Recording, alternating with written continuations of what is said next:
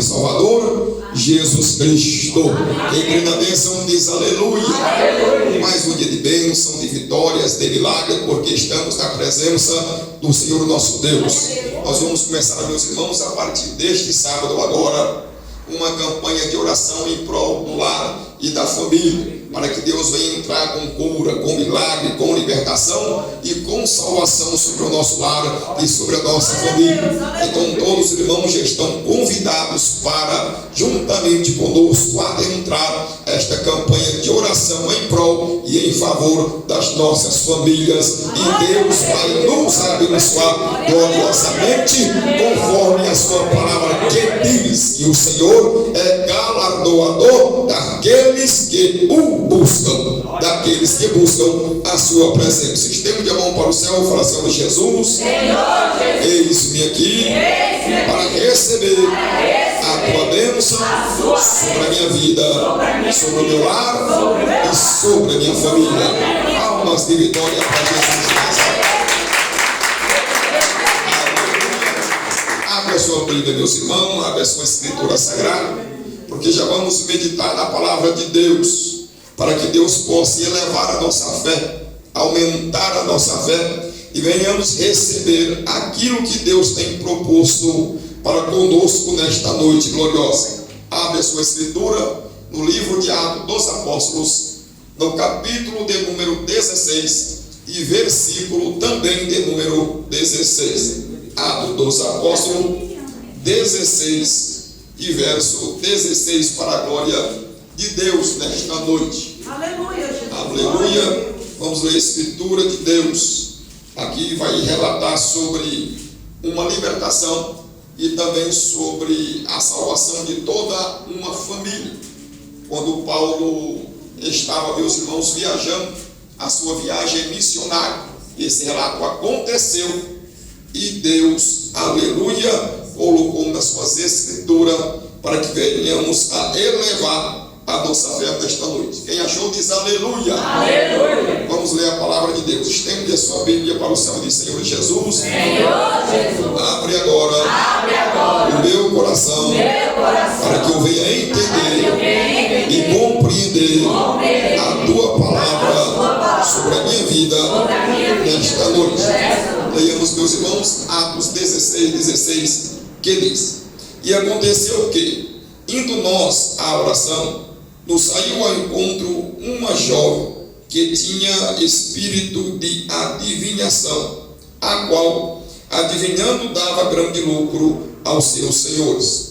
Esta, seguindo a Paulo e a nós, clamava dizendo: Estes homens que nos anunciam o caminho da salvação são servos do Deus Altíssimo. E isto fez ela por muitos dias. Mas Paulo, perturbado, voltou-se e disse ao Espírito: Em nome de Jesus Cristo, te mando que saia dela. E na mesma hora saiu. E vendo os seus senhores que a esperança do seu lucro estava perdida, prenderam Paulo e Silas e os levaram à praça, à presença dos magistrados. E apresentando-os aos magistrados, disseram: Estes homens, sendo judeus, perturbaram a nossa cidade e nos expõem costume que nos não é lícito receber, nem praticar, visto que somos romanos. E a multidão se levantou unida contra eles, e os magistrados rasgaram-lhes as vestes, mandaram açoitá-los com vara, e havendo-lhes dado muitos açoites, os lançaram na prisão, mandando ao carcereiro que os guardasse com segurança, o qual, tendo recebido tal ordem, os lançou no cárcere interior e lhes assegurou os pés no tronco. Perto da meia-noite, Paulo e Silas oravam e cantavam hinos a Deus, e os outros presos o escutavam. E de repente sobreveio um tão grande terremoto que os alicerces do cárcere se moveram, e logo se abriram todas as portas, e foram soltas as prisões de todos. Acordando o carcereiro e vendo abertas as portas da prisão, tirou a espada e quis matar-se, cuidando que os presos já tinham fugido. Mas Paulo clamou com grande voz, dizendo: não te faças nenhum mal, que todos estamos aqui. E pedindo-los, soltou dentro, e todo tremo se prostrou ante Paulo e Silas. E tirando-os para fora, disse: senhores, que é necessário que eu faça para me salvar? E eles disseram: creio no Senhor Jesus Cristo, e serás salvo tu e a tua casa. E eles perguntaram a palavra do Senhor e a todos os que estavam em casa. E tomando-os eles consigo naquela mesma noite, hora da noite, lavou-lhes os vergões, e logo foi batizado, e ele e todos os seus. Então, levando-os à sua casa, lhes pôs à mesa, e na sua crença em Deus, alegrou-se com toda a sua casa. Só até aí, meus irmãos, só até aí, meus irmãos. Pode tomar seu assento com a sua escritura aberta, e estende a mão direita para o céu. Fala: Senhor Jesus, Senhor Jesus, eis-me aqui mais uma vez para receber a tua palavra sobre o meu coração. Palmas de vitória para Jesus.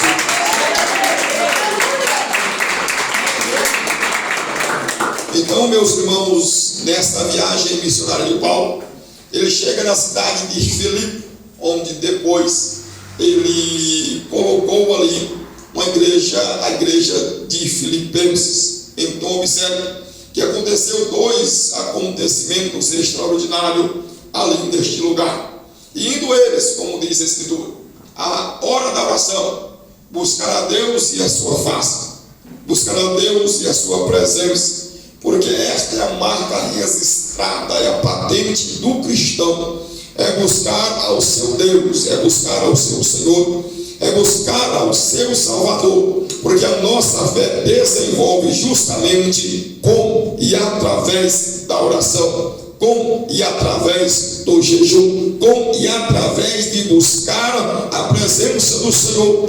E diz a Bíblia Sagrada que naquele lugar tinha uma moça, uma jovem, que possuía um espírito de adivinhação. Era uma jovem que tinha um espírito imundo, um demônio no seu corpo, e adivinhava as coisas, e dava muito lucro aos seus senhores. Esta jovem dava muito lucro aos seus senhores. E diz a Escritura que todos os dias ela perturbava a Paulo, a Silas, a Lucas e aos demais que se encontravam naquela caravana. E diz a Escritura que um dia daquele, Paulo e os demais iam passando, e ela clamou e gritou mais uma vez, dizendo: esses aí são os servos, são os varões do Deus Altíssimo, que ensinam e que falam sobre o caminho da salvação. Então Paulo, já perturbado, já indignado naquele dia, voltou-se para ela, repreendeu o demônio em nome de Jesus Cristo, e ela foi liberta imediatamente. Então, os seus senhores, que viu que aquela mulher estava liberta, que o espírito não ia mais fazer adivinhações, que aquela mulher perdeu o seu dom maligno e satânico, ficou enfurecido, tomou a Paulo e a Silas e levou aos magistrados e aos juízes para lhe conceder uma punição, porque perdeu o seu lucro, perdeu o seu ganho, e aquela adivinhadora não adivinhava mais. O dom maligno, o dom satânico, o dom dos demônios saiu de sobre ela, e ela não podia mais adivinhar. Então observe que esse espírito era um espírito de confusão. Todo espírito de adivinhação é um espírito de confusão. Então observe que Paulo expulsou o demônio, porque estava perturbando a mente do apóstolo, porque estava perturbando a caravana do apóstolo. Então ele repreendeu aquele espírito imundo, porque nós não precisamos de adivinhação, nós não precisamos de espírito de adivinhação, porque nós já temos a revelação da palavra, nós temos o poder, a unção, a sabedoria, as revelações e as visões do Espírito Santo do Senhor nosso Deus. Nós já temos a garantia e a segurança do Senhor nosso Deus. O nosso futuro pertence a Deus. O nosso futuro não pertence às circunstâncias da vida. O nosso futuro não pertence aos demônios. O nosso futuro não pertence aos adivinhadores e às adivinhadoras. O nosso futuro pertence ao nosso Senhor e Salvador Jesus Cristo sobre a nossa vida.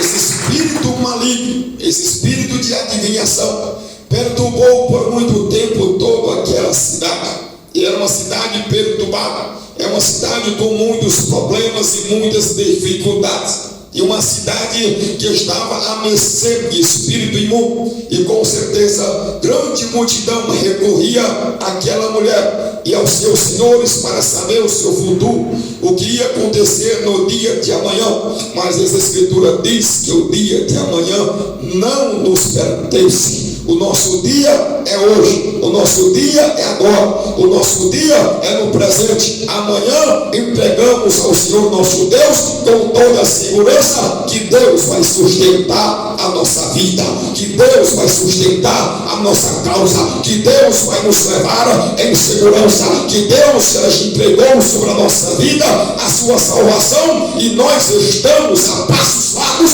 em direção a Jerusalém celestial. Não estamos inseguros. Não estamos em circunstâncias adversas. Não. Todas as coisas contribuem para o bem daquele que ama a Deus e para aqueles que são chamados pelo seu decreto. Nós estamos em terra segura. Nós estamos ancorados no porto seguro, que é o nosso Senhor e Salvador Jesus Cristo. Então observem, meus irmãos, que o espírito de adivinhação é o espírito de confusão que vem sobre as vidas e sobre as almas para trazer-lhes confusão com o tempo. Mas o nosso Deus não é Deus de confusão. O nosso Deus é um Deus reto e um Deus que fala e cumpre a sua palavra. Em Deus não tem sombra de variação, em Deus não tem confusão, em Deus tudo é claro, em Deus tudo é límpido, em Deus tudo é debaixo da sua luz gloriosa. Palmas de vitória para Jesus. Mas de qualquer forma e maneira a confusão foi criada. Porque onde há dinheiro, meus irmãos, onde há lucro, onde há amor ao dinheiro, sempre há problema e confusões. Sempre há problemas e confusões, como Paulo escreveu ao seu filho Timóteo, ao seu filho da fé. Disse: Timóteo, o amor ao dinheiro é a raiz de todos os males. E como os seus senhores ficou sem lucro, então houve uma confusão, uma grande confusão. Eles, irados, enraivecidos, pegaram a Paulo e a Silas e levaram até os juízes. Havia naquela cidade, toda a cidade romana, havia no mínimo 2 juízes para julgar as causas dos povos. Então observe que eles pegaram Paulo e a Silas e levaram ao juiz, ao magistrado, levantando calúnia, levantando mentira contra o Paulo e Silas, e disse: esses dois estão causando confusão, problemas na nossa cidade, e não sabendo eles que eles é que estavam em confusão, eles é que estavam sendo enganados por um espírito de confusão e adivinhação. Paulo não, Paulo estava debaixo da graça, Paulo estava debaixo da luz. Paulo sabia o que estava fazendo. Paulo sabia o Deus que ele pregava. Paulo sabia o Deus que ele confiava. E Paulo estava caminhando o caminho reto e direito que Deus colocou sobre a sua vida, para ele andar nas boas obras de Deus. Mas o espírito maligno, mesmo assim, causou confusão. Mesmo assim, Paulo foi levado ao julgamento, e ali os magistrados tiraram-lhe as vestimentas e castigaram a Paulo e Silas com vários chicotadas sobre as suas costas. Depois lhe prenderam, entregaram a um carcereiro e disse: não deixa ele sair, fica de olho nele, para que eles não fujam de forma e de maneira nenhuma. Então o carcereiro prendeu os dois no tronco, no morão, prendeu os seus dois pés naquele tronco, botou eles no cárcere interior, onde havia outras várias portas para eles saírem dali. Estava no cárcere interno, havia vários portões depois daquele cárcere interno. Prendeu as suas duas mãos com corrente e prendeu os seus dois pés naquele morão e deixou ele sentado ali no cárcere. Mas diz a Bíblia que o servo do Senhor, tanto Paulo como Silas, perto da meia-noite, ao ressoar a meia-noite, começaram a louvar, a engrandecer e a exaltar e orar ao nosso Deus. E os outros presos que estavam naquele lugar ouviram a sua oração, ouviram o seu louvor, ouviram o seu clamor, testemunharam que eles estavam clamando a Deus, testemunharam que eles estavam louvando. Aqueles que estavam ali presentes, os demais presos que estavam ali, ouviram o clamor, ouviram os hinos, a adoração, e serviram de testemunho que eles estavam buscando a Deus e a sua presença. Eles estavam buscando a Deus e o seu poder. Eles estavam buscando a Deus e a sua glória. E perto da meia-noite, diz a Bíblia Sagrada, que um grande terremoto caiu sobre a carceragem que estava Paulo e Silas. Aleluia. Um grande terremoto veio. Um grande terremoto se manifestou. Que diz a Bíblia de Deus que o cárcere se moveu, a estrutura, o baldrame e o alicerce do cárcere se moveu. Todas as correntes caíram das mãos de todos os presos, de Paulo, de Silas e de todos os demais presos que estavam naquela carceragem. Naquela prisão foi quebrado as correntes. E também todas as portas, sem exceção, foram abertas, foram escancaradas. A prisão ficou, aleluia, sem servir de mais nada, porque as correntes foram quebradas. A estrutura foi removida e movida daquele lugar. Então dá para se entender e perceber que não foi um terremoto natural, que não foi um anjo que desceu ali, que não foi um terremoto comum, mas o próprio Jesus de Nazaré em pessoa, o grande libertador, o grande legislador, o Rei dos Reis e o Senhor dos Senhores, desceu sobre aquele cárcere e ele tremeu na presença de Deus. Não foi um anjo. Quando Pedro também estava na prisão, o anjo visitou Pedro e soltou a Pedro, mas os demais ficaram presos. Os demais presos não saíram da prisão, porque foi um anjo que fez a obra. Mas quando Jesus de Nazaré desceu, ele justifica a todos, ele libera a todos, porque Jesus de Nazaré é o grande libertador. Jesus de Nazaré, onde ele entra, a prisão, os grilhões são quebrados, as portas são abertas, porque Deus não aceita julgo. Jesus não aceita julgo, nem julgo do pecado, nem julgo da morte, nem julgo da prisão, nem outro julgo qualquer. Quando ele desce, o cárcere estremece. Quando ele desce, os grilhões são quebrados, as portas, os portões são abertos e as correntes são despedaçadas na presença do poder libertador de Jesus de Nazaré. Ele desceu em pessoa, meus irmãos, no meio do cárcere. Jesus mesmo desceu em pessoa no meio do cárcere, porque muitas eram as portas, muitas eram as correntes, muitos eram os grilhões. Quando ele quer operar uma grande libertação, ele vem ele mesmo. Ele não viu um anjo, não, ele vem ele mesmo. em pessoa. Ele desce do seu trono de glória e se manifesta. Ele não precisa nem levantar as mãos. Ele não precisa empunhar uma espada na sua mão. Ele não precisa pegar nenhum tipo de instrumento. A sua presença já é uma libertação. A sua presença quebranta os grilhões. A sua presença abre as portas. Não há porta fechada na presença de Jesus. Não há grilhão inteiro na presença de Jesus. Não há corrente que possa suportar a sua presença.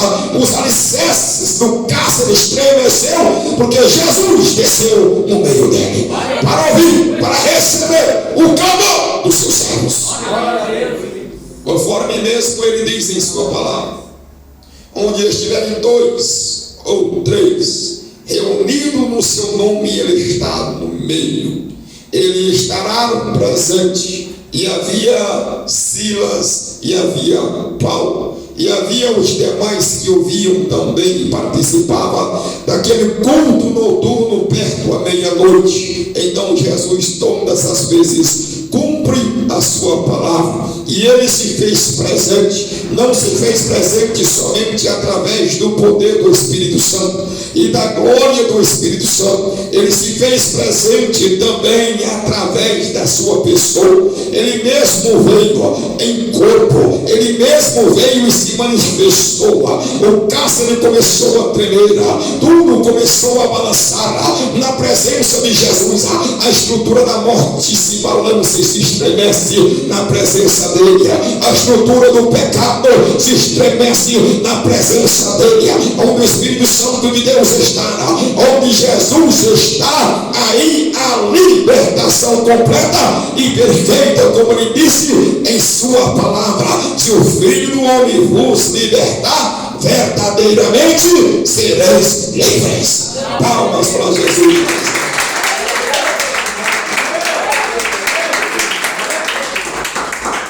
Se o Filho do Homem vos libertar, verdadeiramente sereis livres. Porque aquele espírito de engano, aquele espírito de adivinhação, tinha pelejado e operado para colocar muita gente, para colocar até mesmo os apóstolos de Deus, os servos de Deus, em prisões, em correntes, em, meus irmãos, de trás das portas aprisionados, de trás das grades. Enganou muito aquele povo de Filipe, enganou durante vários anos, mas Jesus mesmo veio em pessoa. Jesus mesmo manifestou a sua glória e a sua presença, e eles não puderam suportar a glória da unção de Deus, nem o cárcere, nem a sua parede, nem as suas algemas, nem os seus portões, nada de prisão, nada, meus irmãos, pode suportar a presença do nosso poderoso e grandioso libertador. E da mesma forma e maneira, ele está no nosso meio, quebrando as nossas correntes,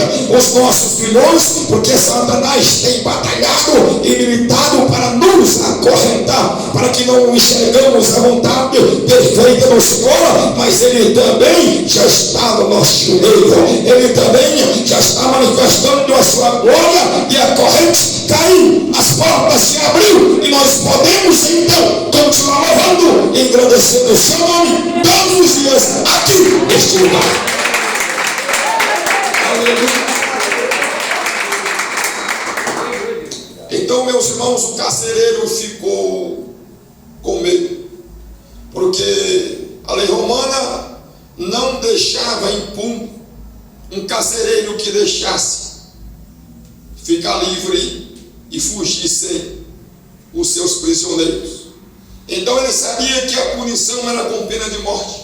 Ele sabia que a sua vida já era, que ele não ia viver mais, porque o cárcere abriu-se as portas, as correntes caíram, o morão também abriu as suas tábuas, e os pés dos presos não estavam mais aprisionados ali naquele morão. Então ele pegou uma grande espada e tentou se suicidar. Quando Paulo viu a sua intenção, disse: não precisa tocar na sua vida, não precisa tocar na sua alma, porque todos nós estamos aqui. Ninguém fugiu. Eu estou aqui, Silas também está aqui. E ninguém fugiu, estamos todos nós os presos aqui à sua disposição. Não toque em sua vida, não faça nada com a sua vida, porque estamos aqui à sua inteira disposição. Então ele pegou uma lanterna, ele pegou uma candeia e um candeeiro e foi fazer uma averiguação, e adentrou aonde estava Paulo e onde estava Silas, no cárcere interior, no cárcere de maior segurança. Se ajoelhou, se humilhou diante dos seus pés e disse: Senhores, o que é que eu faço para encontrar? O que é que eu faço para receber? O que é que eu faço para ser salvo? Então Paulo respondeu: crê no Senhor Jesus Cristo e será salvo tu e a tua casa. Palmas para mim, querido. Glória para Jesus.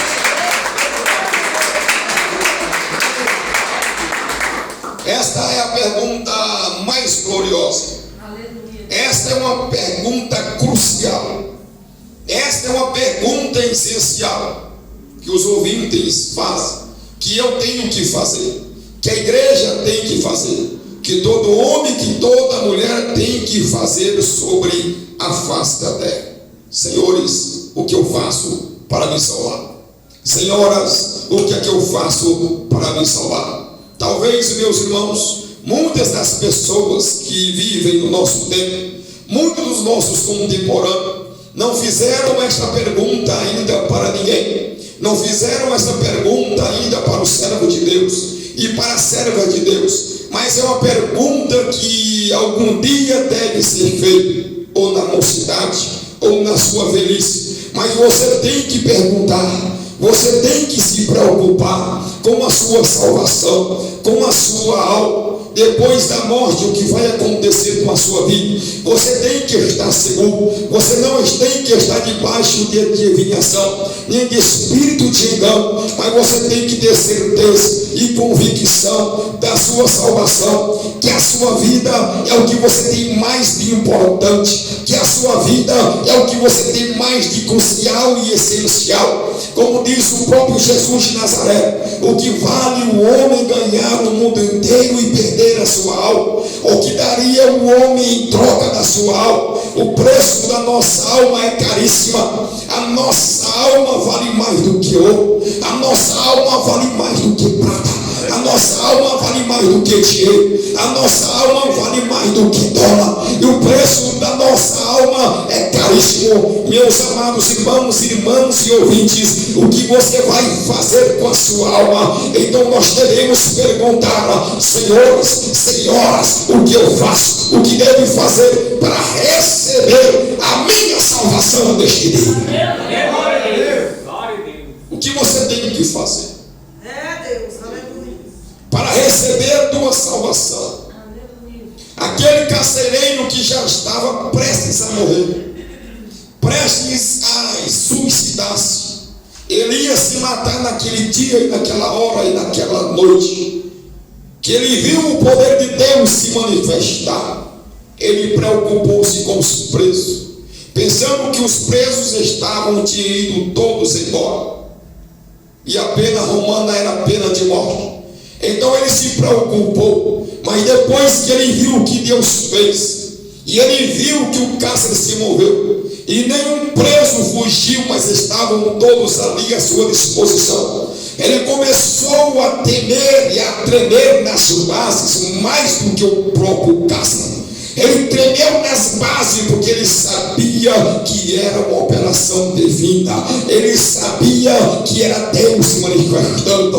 Ele sabia que Jesus de Nazaré tinha descido ali, algo sobrenatural, algo diferente, algo dos céus tinha acontecido na sua prisão e no seu cárcere. E ele vem tremendo, e ele vem, meus irmãos, cheio de temor e tremor, e disse: senhores, eu preciso fazer o que para que eu seja salvo e cheio da glória, como vocês são. Meus irmãos, o apóstolo tinha a palavra na ponta da língua.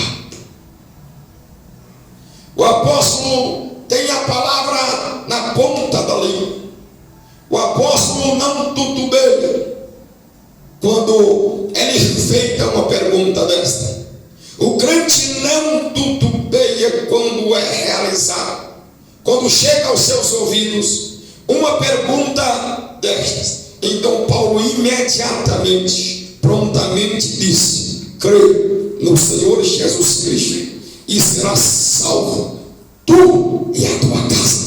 Então observe que na mesma hora, meus irmãos, no mesmo instante, ele pegou Paulo e pegou Silas e levou para a sua casa e para o seu lar. E Paulo então começou a pregoar, a demonstrar todo o plano de salvação de Deus, e começou do início apregoando que Deus tinha enviado o seu Filho, que o Filho de Deus morreu no Calvário e pereceu para a remissão dos nossos pecados, e subiu aos céus de glória, e estava sentado à destra do poder de Deus para a justificação da nossa vida, e que naquela noite ele desceu do trono de glória, se adentrou à prisão, se manifestou no meio do cárcere, e o cárcere estremeceu na presença do grande libertador. Observe, o cárcere estremeceu na presença do libertador. Os demônios se estremecem na presença do libertador. Os grilhões são quebrados na presença do libertador. As algemas são despedaçadas e as correntes são desfeitas. As trancas das portas são esmiuçadas na presença de Jesus, o nosso grande libertador. E ele está aqui para fazer a mesma obra sobre a sua vida e sobre a vida dos ouvintes também. Palmas de vitória para Jesus. Só que a promessa veio esticar, a promessa veio rechear, porque diz a palavra que a nossa fé cria condições de Deus nos abençoar mais. A nossa fé cria condições para Deus lançar mais promessa sobre a nossa vida. Então este carcereiro veio com tanta fé, com tanto temor, com tanto tremor.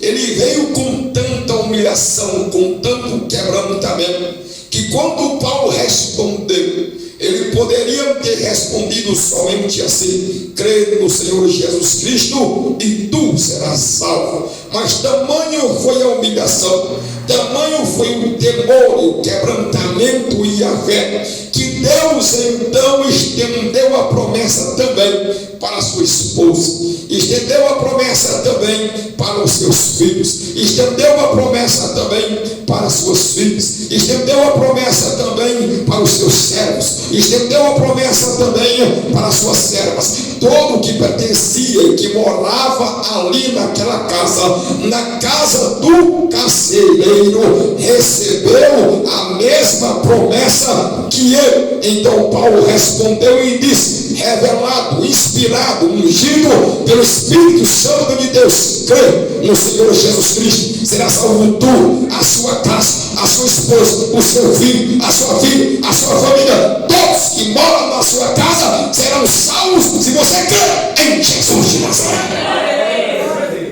É uma exceção, meus irmãos, porque a regra é como diz o próprio Jesus de Nazaré em Lucas, no capítulo 12, verso 52, Jesus disse: serão 5 numa casa, serão 2 contra 3 e 3 contra 2. Eu não vim trazer paz à terra, mas eu vim trazer espada. Então 2 se converterão e 3 não se converterão, e a contenda começará. Ou 3 se converterão e 2 não se converterão, e a contenda começará. Hoje, a maioria das famílias tem justamente esse tipo de problema e de dificuldade e de espada no meio da sua família. Mas tem algumas famílias sobre a terra que Deus escolheu para salvar todos os seus. Salva o pai, salva a mãe e salva os filhos também. Assim também foi com Lídia, uma mulher que viveu também juntamente no tempo desse carcereiro. Ela foi salvar ela e toda a sua casa. Também Josué, no seu tempo, disse a mesma coisa e a mesma maneira: se você quiserem servir a outro Deus, Israel, vocês sirvam, mas eu e a minha casa serviremos ao Senhor. A fé, quando é grande, Deus abençoa e Deus dá, aleluia, mais do que pedindo, mais, meus irmãos, do que merecendo, porque a graça nem merecemos, é uma graça imerecida, mas Deus, em sua misericórdia, quebra a regra. Jesus mesmo veio para abençoar aquele cárcere naquele dia.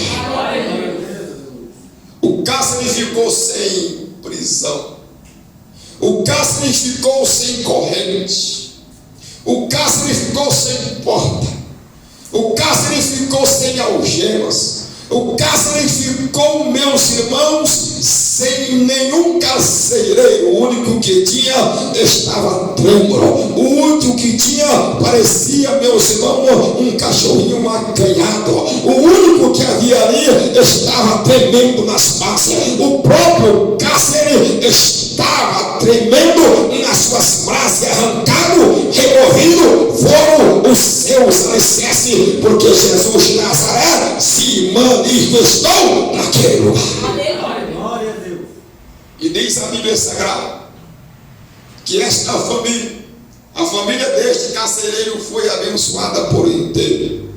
Ele, a sua esposa, os seus filhos e todos os demais que viviam naquela casa. São poucas as famílias que têm esta bênção, que têm este milagre. A família de Josué, então, tinha esta bênção e este milagre. A família de Josué foi abençoada com esta graça. Ele disse: Israel, se vocês quiserem servirem a outro Deus, podem servir, mas eu e a minha casa vou servir somente e somente ao Senhor. Não vou servir a outro Deus. A minha esposa vai servir ao Deus de Israel. Os meus filhos vai servir ao Deus de Israel. Também os meus servos e servas vai servir ao Deus de Israel. Todos quanto estão debaixo do meu teto e da minha proteção vai servir ao Deus de Israel. E Deus, meus irmãos, vai também abençoar hoje. Olha sério. No século 21, com esta mesma bênção e com esta mesma promessa. Tempos atrás, Deus me revelou que a carta aos Filipenses era uma carta atual, a carta talvez mais atual para os nossos dias. E ali Paulo fala de alegria no Senhor, e Paulo fala de união. E a mulher também que vivia lá em Filipe, chamado Lídia, foi abençoada ela e sua casa. Este carcereiro foi abençoado, ele e a sua casa. O próprio Jesus de Nazaré se manifestou no meio daquele cárcere para destruir as suas amarras e as suas prisões. E também neste tempo, nesta época, nós estamos debaixo da mesma bênção e da mesma promessa. Eu digo para vocês: Deus vai salvar famílias inteiras. Deus vai restaurar lares e casamento. Deus vai abençoar o seu lar e a sua família, porque nesse último dia Deus vai estender a sua promessa. Deus vai aumentar a sua promessa para que a sua igreja seja mais rápido possível reunido na sua presença. Palmas de vitória para Jesus.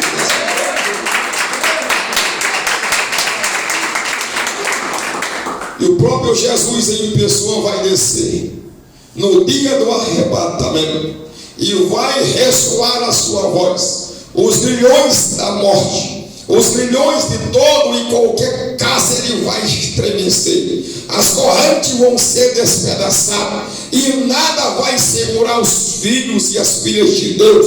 e nós assentaremos com Abraão, Isaque e Jacó na mesa do Cordeiro, lá nas bodas, nos céus de glória. E a família de Deus, a família divina, a família celestial estará reunida e unida e alegrando-se no Senhor naquele grande dia de Jesus arrebatar a sua igreja. Palmas para Jesus.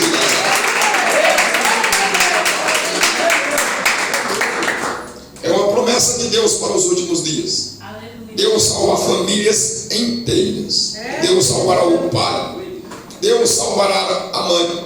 Deus vai salvar os filhos e todos quanto estão naquela casa. Eu, graças a Deus, também tive esta bênção divina, não pela minha fé, viu, meus irmãos, mas pela graça de Deus. Eu, a minha esposa e os meus 2 filhos também servimos ao Senhor. Todos nesta casa aqui servem ao Senhor. Não tem ninguém desviado, não tem ninguém fora e nem longe da presença de Deus, porque nós sabemos que o melhor lugar é sentado à mesa da presença de Deus, recebendo as suas bênçãos e os seus milagres. E lá fora é só confusão, é só espírito de adivinhação, é só problema e dificuldade. Mas em Deus nós estamos seguros, em Deus seremos abençoados, em Deus a nossa vida estará segura e nas mãos de Jesus de Nazaré. E ele disse: ninguém pode tirar as minhas ovelhas das minhas mãos. Aleluia. Ninguém tem este poder, ninguém tem esta autoridade, ninguém tem esta condição de arrancar as ovelhas de Jesus das suas mãos. Ele tem poder nos céus, ele tem poder na terra, embaixo da terra. Ele é o Rei dos reis e o Senhor dos senhores. Ele, meus irmãos, é o Alfa e é o Ômega, é o primeiro, é o último, é aquele que morreu, mas a morte não teve poder de sustentá-lo lá embaixo. A morte foi despedaçada, quebrada, o inferno teve que abrir os seus portões, as algemas teve que ser despedaçadas e Jesus saiu para o céu de glória. Porque ninguém pode segurá-lo, ninguém pode deter. Toda a autoridade está nas suas mãos, todo o poder está nas suas mãos. Ninguém pode sustentar as mãos de Jesus. Ninguém pode medir, aleluia, uma briga de braço com Jesus de Nazaré. Como ele disse para o próprio apóstolo Paulo: duro é para ti recalcitrares contra os aguilhões, duro é para ti lutar contra Deus, duro é para ti lutar contra Jesus, duro é para ti pelejar contra a aguda espada que sai da minha boca. Ninguém, meus irmãos, pode entrar em peleja com ele, contra ele e sair vencedor. Ele, meus irmãos, é o Senhor da glória e o Senhor dos exércitos. Ele possui todos os exércitos nas suas mãos. Ele é invencível e não há grilhão que possa sustentar este poder de Jesus de Nazaré. Então o carcereiro pegou Paulo e levou para a sua casa, pegou Silas e levou para a sua casa, fez tipo uma igreja como esta, fez um culto no lar, fez um culto doméstico. Todo mundo se assentou e Paulo apregoou a mensagem da salvação. Todos, sem exceção, naquele culto, levantou as suas mãos e aceitou a Jesus de Nazaré como seu Senhor e Salvador pessoal. Depois ele pegou, na mesma hora, na mesma noite, lavou as feridas de Paulo, lavou as feridas de si, colocou vestimentas novas, e foi todo mundo e desceu as águas batismais. Aceitou Jesus, aleluia, naquela noite. Na mesma noite, nem esperou o amanhecer, foi para o batismo e desceu as águas batismais e foram batizados. Depois retornou a casa, fez um grande banquete, colocou uma grande mesa, sentou Paulo, sentou Silas, e diz a Bíblia que eles se regozijaram e se alegraram, porque agora eram crentes em Deus, porque agora estavam todos salvos, porque agora estavam todos abençoados na presença de Deus. Aceitou Jesus, se batizou e tomou o Santa Ceia na mesma hora e na mesma noite fez um banquete igual um banquete que nós vamos ter lá no céu de glória no dia das bodas do Cordeiro. Palmas para Jesus.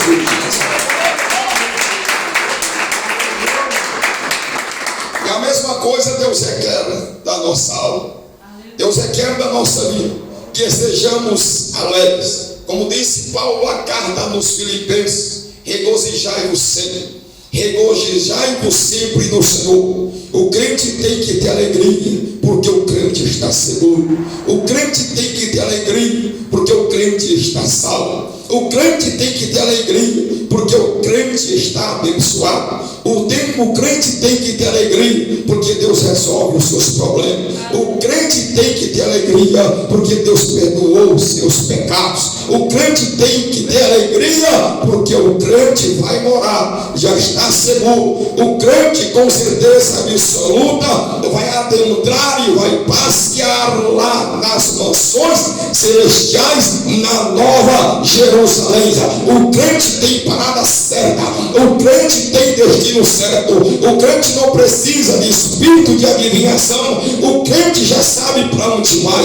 O crente sabe onde ele vai morar. O crente sabe onde ele vai assentar na sua mesa, já está garantida. O seu lugar à mesa já está garantido. O crente não precisa de adivinhação, porque o crente já sabe a sua parada. O crente já sabe para onde ele vai. Ele vai morar nos céus com Jesus de Nazaré. Palmas de vitória para Jesus. Amém. O crente já sabe, meus irmãos, a sua parada. O crente já sabe, meus irmãos, o seu destino. Ele tem certeza. Se alguém tem certeza, ele não é crente ainda. Porque a nossa fé foi para dar-nos certeza da nossa salvação. Não existe fé sem certeza. Não existe fé sem convicção. Se a fé está dentro do nosso coração, temos certeza absoluta, indubitavelmente, que somos salvos. Temos certeza, indubitavelmente, que somos abençoados. Temos certeza que seremos arrebatados juntamente com a igreja no dia que Jesus ressoar a última trombeta. Se é crente, porque tem fé. Se tem fé, tem Jesus. Se tem fé, tem Deus. Se tem fé, Deus está com ele. Sem fé é impossível agradar a Deus, mas aquele que se aproxima de Deus tem que crer que Deus existe e que é galardoador daqueles que o buscam. Palmas para Jesus de Nazaré.